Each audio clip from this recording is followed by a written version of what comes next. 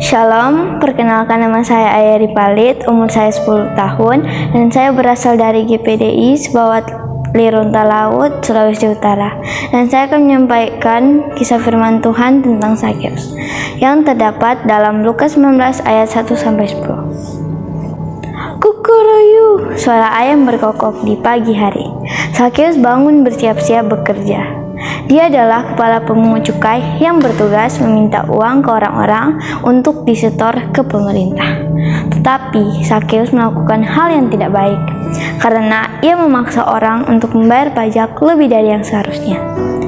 Uang hasil kelebihannya itu dikumpulkan untuk menjadi kekayaannya.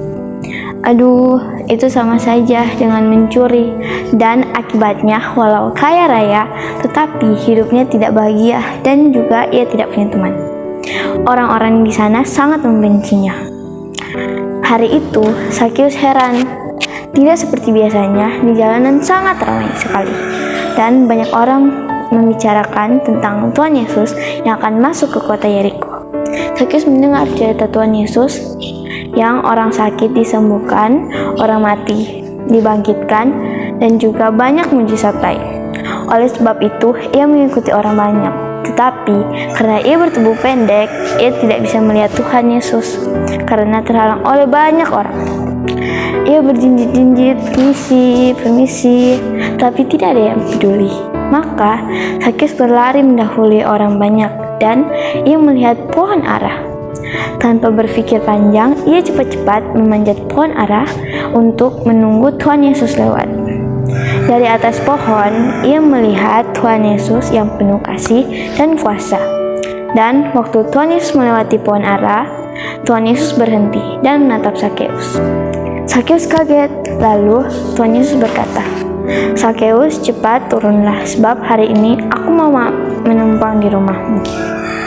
Zakheus tambah kaget, dan ia segera turun. Orang-orang menatap Zakheus dengan kebencian karena mereka tidak suka pada Zakheus. Kebaikan Tuhan Yesus membuat Zakheus malu akan hidupnya dan ingin bertobat. Maka sesampainya di rumah, Zakheus berkata, "Tuhan, setengah dari milikku akan kuberikan kepada orang miskin, dan kalau ada orang yang kuperas dari seseorang akan kukembalikan 4 kali lipat." Lalu Yesus pun berkata, "Hari ini telah terjadi keselamatan di rumah ini." Nah, dari kisah Zakheus ini kita belajar bahwa 1. Tuhan Yesus membenci dosa. 2. Tuhan Yesus tetap mengasihi dan mencari orang berdosa untuk diampuni dan diselamatkan. Zakheus yang selama hidupnya berdosa, memeras, dan rakus mengumpulkan harta untuk dirinya sendiri, sekarang setelah berjumpa Tuhan Yesus, hidupnya berubah dan bertobat. Coba teman-teman perhatikan. Zakheus bertobat bukan karena dikhotbahi atau dinasehati, tetapi karena bertemu dengan Tuhan Yesus yang tulus mengasihi dan menyapanya dengan ramah, sehingga membuatnya bersuka cita dan berubah suka memberi. Hebat ya teman-teman.